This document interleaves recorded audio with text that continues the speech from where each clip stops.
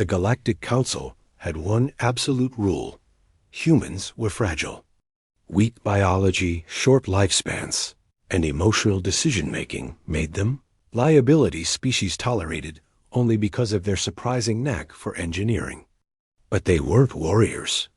They weren't survivors. Sarah Chon had heard it all before. Standing in the cargo bay of the merchant vessel Prosperity's Hope, she ignored the sideways glances from the Velcrin crew. Their 6 eyes tracked her movements as she secured shipping containers with practiced efficiency. To them, she was just another human, soft-skinned and breakable.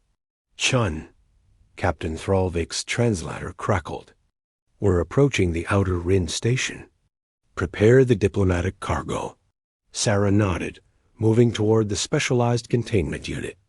Inside was Ambassador Kivina S. Offspring, a Velcrin cub no larger than a house cat, its chitinous plates still soft and developing. The ambassador was negotiating a crucial treaty at the station, and the cub's safe delivery was paramount. The ship shuddered. Alarms shrieked through the corridors. Sarah's hand instinctively went to the emergency protocols she'd memorized. Pirates, the Outer Rim was notorious for them. All non-essential personnel to safe rooms. Thralvik's voice boomed, but Sarah was already at the containment unit. The cub inside chirped in distress, its antennae quivering. Through the viewport, she saw 3 raider ships closing in Corthian vessels, their hulls painted with the symbols of the Red Claw Syndicate. The ship rocked violently. Somewhere, hull plating screamed as it tore. Sarah grabbed the containment unit. It was heavy, but adrenaline made her arms strong. She ran toward the escape pods, the cub's frightened chirps cutting through the chaos. Crew members rushed past her, some bleeding, others carrying wounded. Then she saw him. Marcus Webb, the ship's human engineer, was trying to seal a bulkhead manually. Sparks flew from the control panel, and beyond the door, she could see the corridor venting atmosphere. Marcus, leave it. Can't. He shouted back, muscles straining against the hydraulic lever. 6 crew members are trapped in Section C. If this door doesn't seal, the ship lurched. Sarah stumbled, barely keeping her grip on the containment unit. Through the viewport in the bulkhead, she saw Corthian boarders cutting through the hull. They weren't here to rob. They were here to send a message. The Corthians were 8 feet of scaled muscle and hatred. They'd lost territory to the Galactic Council last year, and revenge was their culture's highest virtue. They would kill everyone aboard. Sarah made her decision.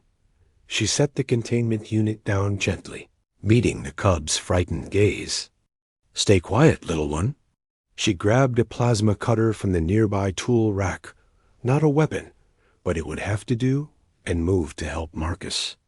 Together, they threw their weight against the lever. The door groaned, slowly closing. Get out of here, Marcus grunted. Take the cub, and the wall exploded. A Corthian breached through, its combat suit bristling with weapons. It saw them immediately. Saw the containment unit. Sarah didn't hesitate. She threw herself between the raider and the cub, the plasma cutter igniting in her hands. The Corthian laughed, a sound like grinding gravel. Humans, it hissed in broken galactic common. So fragile. It raised its weapon. Sarah swung the plasma cutter, connecting with the raider's arm. The smell of burning flesh filled the air. The Corthian roared, backhanding her across the cargo bay. She hit the wall hard, tasting blood. Marcus charged forward with a titanium support beam, cracking it across the Corthian's helmet. The raider stumbled, but didn't fall. It grabbed Marcus by the throat, lifting him off the ground. Sarah's vision blurred. Her ribs were definitely broken. But the cub was chirping in terror, and she could hear more Corthians cutting through. She forced herself to stand. The Corthian didn't see her coming. She drove the plasma cutter up through the gap in its armor, into the soft flesh beneath its chin. It dropped Marcus and fell backward, threshing. More raiders poured through the breach. Sarah grabbed the containment unit, shoving it into Marcus's arms. Go. Now. Sarah. Go. Marcus ran. Sarah picked up the Corthian's dropped rifle. She'd never fired one before, but humans had a saying, adapt or die. She figured it out in 3 seconds, then opened fire. The raiders scattered, surprised by resistance from something they considered prey. Sarah gave Marcus the time he needed.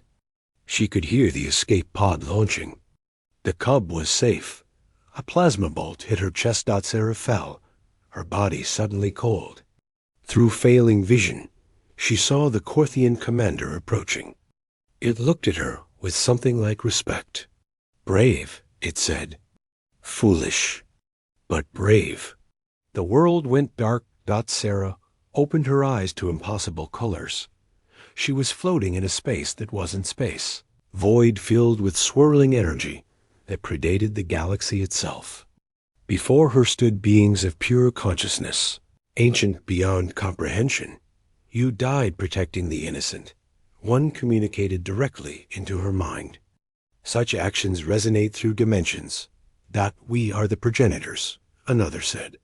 We seeded this galaxy with life. We have watched, and we have been disappointed. But you remind us why we had hoped. Sarah tried to speak, but she had no mouth. No body. We offer you a choice, they said. Return to the mortal plane with a gift. Power that predates the current galactic civilizations. Power that shouldn't exist anymore. Why? Because someone must remind this galaxy what true strength looks like. Sarah thought of the cub, of Marcus, of all the beings called weak simply because they chose compassion over conquest. Yes, she answered. Sarah Chon materialized on the bridge of a Galactic Council patrol ship 3 days later. The crew scattered in terror, sensors screaming warnings about energy signatures that violated known physics. She was wrapped in light that pulsed with the rhythm of dying stars. Her eyes glowed with power that had shaped galaxies. Status of the Prosperity's hope, she said calmly. The captain stammered. The most crew survived. The human engineer Marcus Webb saved 6 crew members and Ambassador Kiveness' offspring. He's being honored for good. Sarah smiled. And the Red Claw Syndicate? Still operating. We can't find their base. Sarah's smile turned cold. I can. She could feel them now, every violent thought, every planned raid. The progenitor's gift had awakened something in her that shouldn't exist. The ability to touch the fundamental forces that held reality together. Tell the Council, Sarah said, that humanity isn't fragile. We're just playing by your rules. She vanished in a burst of ancient light, leaving only a message burned into the ship's hull in letters 10 feet tall. We protect the innocent. Always. The galaxy would learn to remember.